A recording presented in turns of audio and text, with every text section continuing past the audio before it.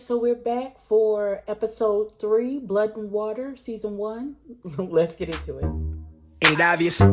I just got the check for depositing. $750 for the sound wave to get it processed. Won't stop till that shit weighing down my pockets. My main thing's to my main thing. She a blossom. When she ease the pain with the brain, she a doctor. She open up, then a thing thicker than the plot gets. Swear that shit is awesome. Sight for the optics. Young nigga on top. Nike's all I'm rocking, so that all they see is checks from where the head to where the socks fit. No logo on the bifocal, flicking old roach tips. Won't even show my face until all the shows book. Need the cash in advance, leave them all social. I'm the guy they chosen. Rise up like the rose and put them on a poster. All the way up in the sky where the stars posted. Sip it on that rose, I put it down on coasters. Stack francs from the waves till I own the ocean. More praises for the sayings, let it all soak in. They like, hey, that shit is flame, bitch, I know I rode it. Going tight. So we're back. This is Epi with Epi Reviews. Welcome back to my channel.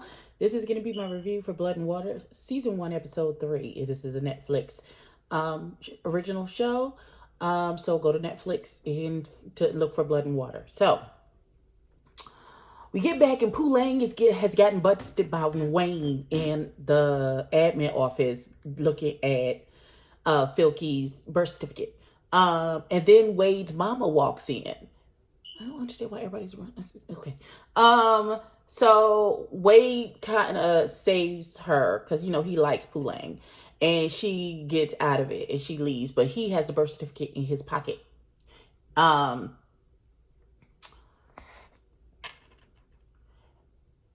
KB, who is a little beautiful black boy, who is one of Phil's best friend, who at one point they were dating, but now they're not dating anymore since she's messing with the swim coach. He leaves a message for Pooh Lang, because they have been kind of getting close. So the swim coach is giving them a pep talk, and the article is out and everybody's talking about it. It says why she shouldn't be head girl. Like, it's really it's just a whole slander piece. So of course there's a confrontation between Phil's group and Pooh Lang. And Pooh Lang is like, I didn't do this. That's not the article that I wrote. And they don't really believe her. She asked Wade about the article and he asked her why was she looking at the girl's birth certificate. So she tells Wade everything. She tells her that she thinks this is what's happening with my family. I think this is my sister, blah, blah, blah, blah, blah. So, Felix goes to see the swim coach and he gives her a pep talk because she's down about the article coming out and it ruining her chances with getting head girl, which would then in turn ruin her chances of getting this scholarship. The swim coach is telling her that she has bigger aspirations than just going on to this college. Like, she's heading towards this. She has the Olympics in front of her, you know, trying to get her life into perspective. Like, this little article and you not winning head girl is not the end of the world. You have bigger goals in mind. So we find out the swim coach is married. He's married. Because she's like, is that your wife calling? Not, is that your wife? No, sister and daughter. No, baby girl. It's bad enough that you're sleeping with this teacher.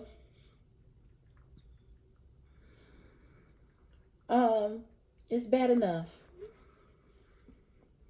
Bad enough that you're sleeping with your teacher. And he married? For shame, little girl. For shame. So,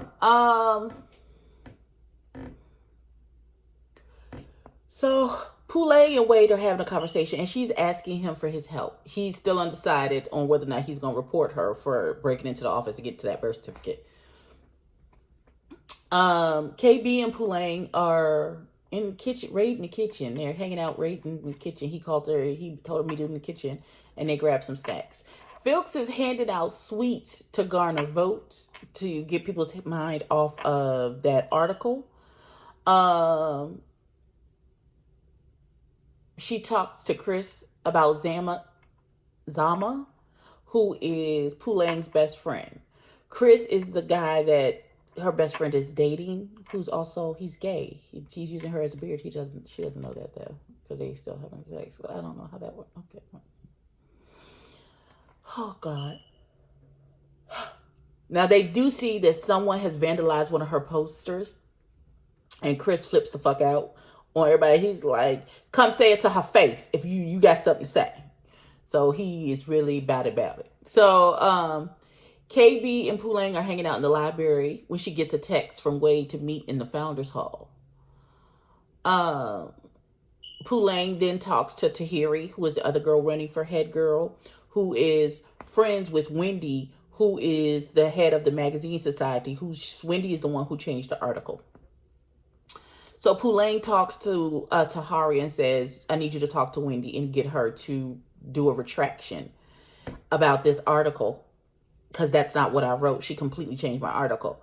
And she says, I don't think I can help you. I don't think I can help. Pulang tried to ask Filky a question and she gets ignored. And Wendy... Okay, so this is what happened. So Filks gives her a speech for head girl.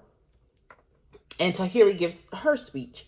And so there are other candidates, but Pulang stands up and says, can I ask Filks a question? And she asks her a very pointed question to get her to say the right thing to try and garner more favor. But before Filks can even finish her question, Wendy, being the big old bitch that she is, stands up and says, isn't it true that your parents, you just look down on us because you're a rich girl and your parents got this and all this other stuff? And like, Wendy's being a really big bitch, and she tries to embarrass Filks in front of everyone, which she's kind of successful in doing. So Tahari confronts Wendy about the article, and she's like, did you do that for me? And she was like, you're gonna win. And she was like, that's not the point. The point is I wanted to win because I wanted them to vote for me, not because you smeared and slandered this girl. And Wendy gets mad and she storms her off.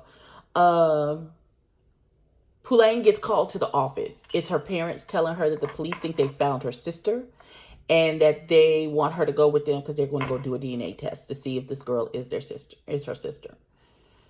So she goes off with her parents.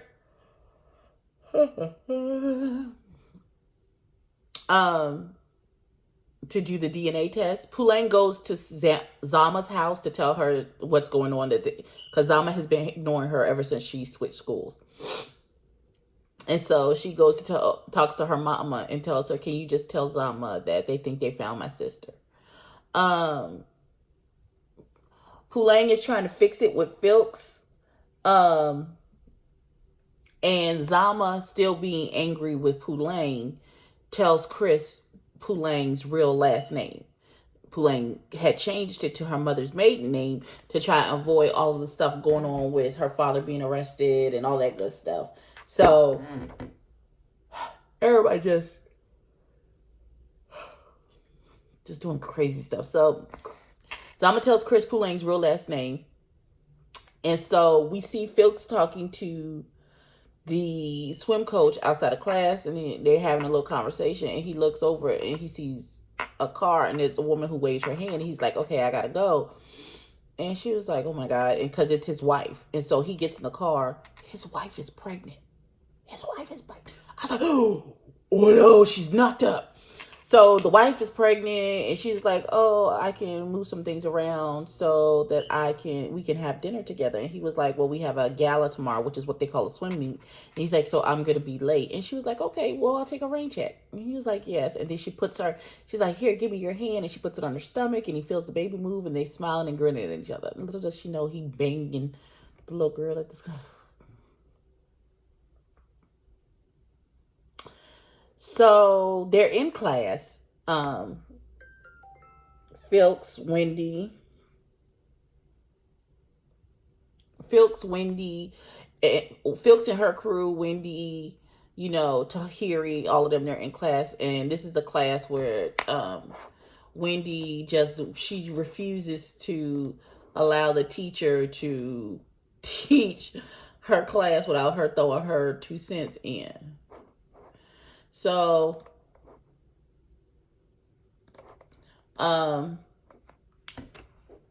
they get into an argument because it's not really an argument, but Wendy throws a shot at Filks, and Filks reads her to filth. She's like, you not one of the people just because you out here trying to lead the crusade because your parents are corrupt doesn't make you one of the people. I said, oh, not the guilt, girl. Oh God. Oh God. I felt that in my spirit. She read her down. She was sick of her shit. She read her the fuck down. So, so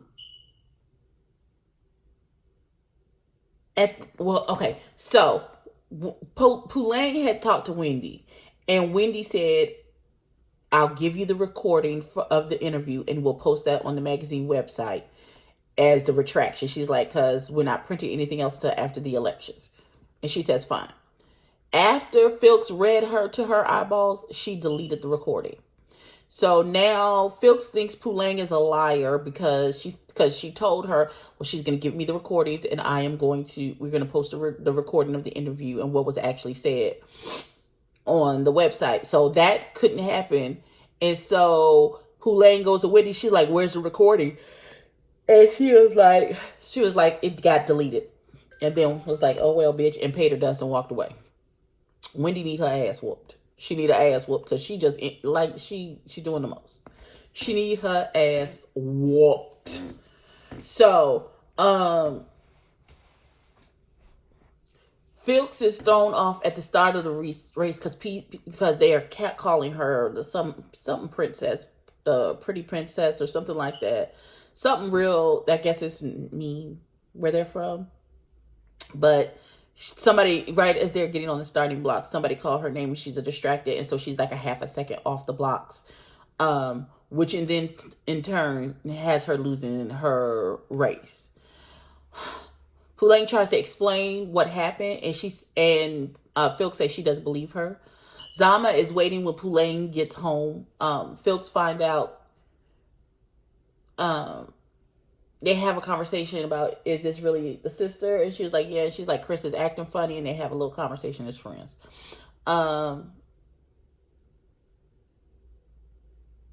Filks finds out she lost the race for head girl.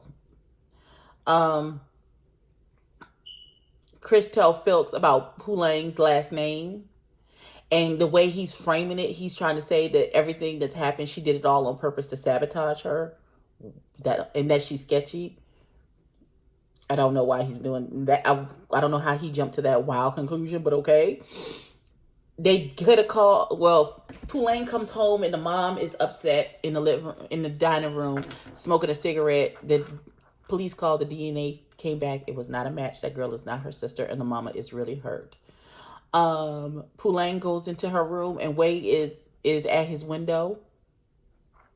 And he was like, I want to help you with this, and I found this name, and we can investigate and figure out what's going on, since they now know that the girl that the police found is not their sister. And that's how the episode ended. When I tell you this show is so good, like, I have a ton of, listen, this show is so good. It's so worth the time. If you want to go ahead and binge watch it and then come back and watch our reviews for it, we are trying to plan something like a watch along situation for episode number 4. Be on the lookout for that, because that'll be in the next day or two, where we try and get like our StreamYard together and do a Netflix party and everybody watch episode 4 and we can chat about it and talk about it at the same time. We are working on that right now. Between us reviewers who review the show, me, El Teddy, really be giving you the real tea. I think that's all 4 of us review the show. Yeah. So we're trying to get something together, and we will make an announcement on each one of our channels so that nobody is left out and nobody misses it. Please, sirs and ma'am, like, comment, and subscribe. Tell a friend, and we will catch you in the next one. Peace.